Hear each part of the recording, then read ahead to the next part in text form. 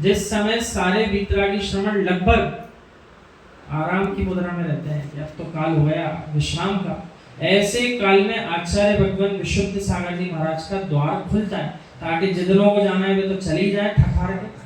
अब जो थोड़े बहुत रह गए तो भी उनकी संख्या सैकड़ों में रहती है, और हम जब देखते हैं तो हमको ये लगता है क्या कर रहे हैं सब मिलकर, ऐसे ऐसे हाथ ऐसे ऐसे पैर सब दबाने लगे रहते हैं। हम कहते हैं कितनी जोर से खींच रहे हैं सबके सामने, जिनके खींच रहे हैं एक और खींचने वाले इतने सारे, दबाने वाले इतने सारे। लेकिन तब भी रात्रि के 10 बजे के काल में भी हमने देखा इतनी भीड़ रहती है जितनी भीड़ बाकी मुनिराजों के पास 8 बजे से लगती है, और वे 10 बजे नंबर लगता है। हो स्वामी नमोस्तु नमोस्तु, ये किसकी भीड़ है? ये कंट्रोल की मिट्टी के तेल की भीड़ नहीं है, जिनेंद्र प्रभु की मुद्रा की भक्ति की भीड़ है। यानी नमस्कार किसको चल रहा है? ये वही मुद्रा है जो पूर्व में सारे तीर्थंकरों ने धारण की थी, उस मुद्रा की कीमत है, उस मुद्रा को नमस्कार। आप क्या कर रहे हैं, आपके भाव संयम में क्या चल रहा है तो आप जानो। आपने जिस वेश को धारण किया है वही वेश है जो आपसे पूर्व अनंत सिद्धों ने धारण किया था, इसलिए हम आपको नमस्कार करते हैं। उस मुद्रा की इतनी कीमत है, इसलिए उस मुद्रा को हमेशा नमस्कार करना। मुद्रा को नमस्कार करना कभी मना नहीं किया है।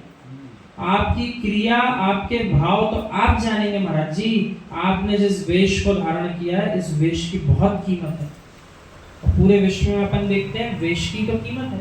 मिलिट्री वालों की अपनी ड्रेस है, वेशभूषा है, डॉक्टर की अपनी वेशभूषा है, सबकी वेशभूषा होती है।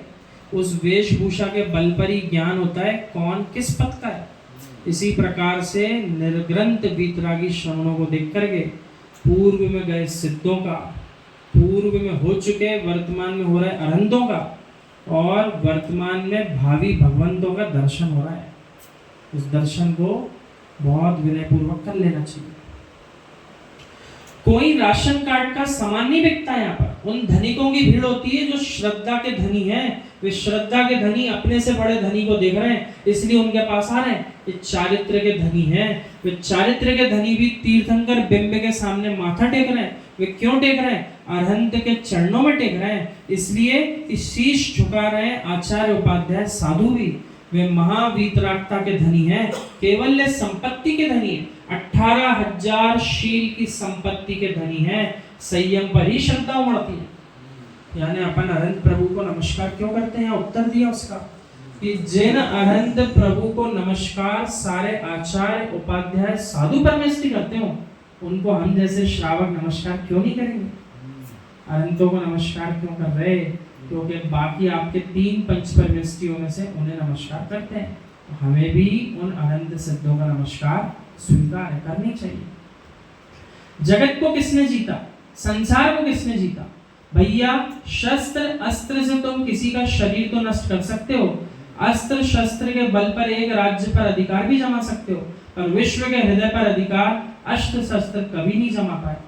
यानी अणु बम्बों से किसी को नहीं झुकाया जाता, अणु व्रतों के पालन करने से दुनिया झुक जाएगी, और अपने भाव भी झुकेंगे और दुनिया भी झुकेगी। अपन भी भगवान बनेंगे, अपन को देख के दूसरे भी भगवान बनेंगे। इसलिए बहुत सुंदर चर्या क्रिया अपन करो। विश्व के हृदय में यदि आपको अधिकार जमाना है तो अस्त्र शस्त्र फेंक दीजिए। यदि आपके पास चारित्र है, शील संयम है, सहनशीलता है, तो आप सारे विश्व के हृदय में अपना राज्य जमा लो। क्या बात कह रहे हैं? सहनशीलता है। कैसी सहनशीलता? जगत के सामने भी सहनशीलता के उदाहरण दिए जा सकते हैं। हमसे द्वितीय तृतीय वर्ष के छात्र छात्रा कई बार जब उनको देखते देखते वे ही थक जाते हैं, तो एक दिन बोल पड़ते हैं, आप हम जैसों को पढ़ाते हो, आपको गुस्सा नहीं आता? हमने कहा आ जाएगा तो तुम और हमें फर्क कहाँ बचेगा। वे यूं तक कहते हैं यदि हम आपके स्थान पर होते तो हम लगा लेते सब दो चार। करते हैं, शोर शराबा भी कर रहे हैं, मौज मजे भी कर रहे हैं, सब कर रहे हैं, बड़े बड़े 18 20 20 22 22 साल के।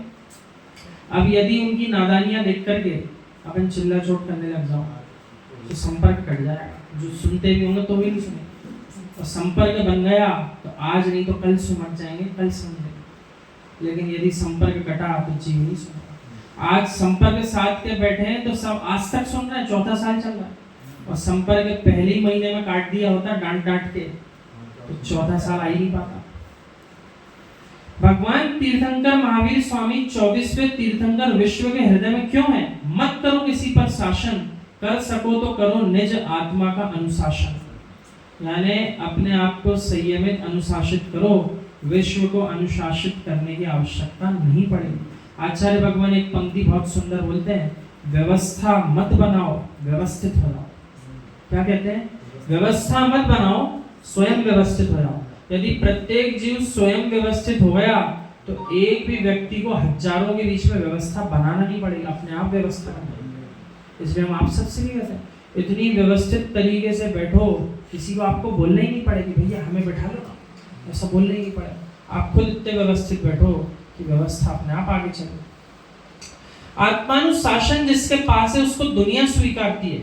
आत्मानुशासन जी नाम का एक ग्रंथ है, बहुत सुंदर ग्रंथ है, उसका अध्ययन करना चाहिए। वो कितना सुंदर नाम रखा आचार्य परमेश्वर, आत्मानुशासन। आत्मा पर जिसका अनुशासन है वही बनने वाला भगवान है। जिसका अपनी आत्मा पे अनुशासन है वही बनने वाला भगवान है। पोथी पढ़कर के मंच पर भाषण करने वाले विद्वान बहुत मिलेंगे, पर धोती दुपट्टा पहनकर पूजा करने वाले कम हैं। गुरु सेवा प्रभु भक्ति करोगे तो पूरी समाज की आस्थाएं तेरे पास आ जाएगी। आचार्य श्री कहते हैं समाज के बीच में अपने आप प्रसिद्ध हो जाओगे।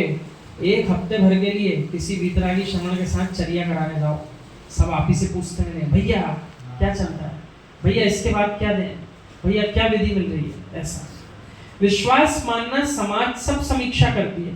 नगर में मुनिराज थे और आपने कहा भोजन बाद में करेंगे, चाय का मेरा त्याग है। बोले नाश्ता नहीं करूंगा, पहले मुनिराज को आहार कराएंगे। विश्वास मानिए समाज के बुजुर्ग, उनका हृदय श्रद्धा का मन तेरे प्रति ऐसे नाचेगा जैसे मेघों की गड़गड़ाहट से मयूर नाचता है। ज्ञानी जीवों को धर्मात्माओं को निहार करके बहुत प्रसन्नता होती है। बस शर्त क्या है, जो प्रसन्न हो रहा है वो ज्ञानी होना चाहिए। अन्यथा कोई क्रिया की गलती को देखकर हंसी उड़ाने वाले जगत में बहुत मिल जाएंगे। अरे इसको पूजा करना नहीं आती।